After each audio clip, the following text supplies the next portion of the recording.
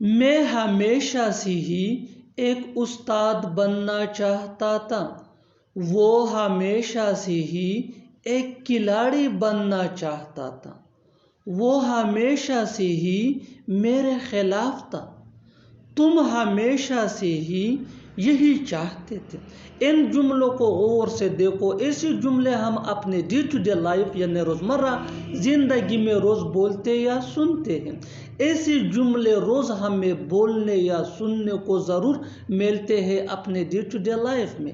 ان جملوں میں ہم کہہ رہے ہیں ہمیشہ سے ہی، یعنی ہر سینٹینس میں ہمیشہ سے ہی بار بار ریپیٹ ہو رہا ہے.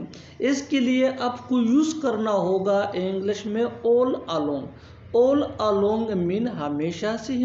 آئیے کمپلیٹ اسٹرکچر سمجھتے ہیں. Sentence plus all along. Sentence یہ سچویشن کے حساب سے ہوگا. آگے ڈیٹیل سے سمجھاتا ہوں مثالوں سے. Here are some examples for better understanding.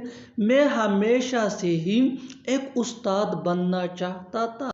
I wanted to be a teacher all along. I wanted to be a teacher all along. وہ ہمیشہ سے ہی ایک کھلاڑی بننا چاہتا تھا. He wanted to be a player all along. He wanted to be a player all along.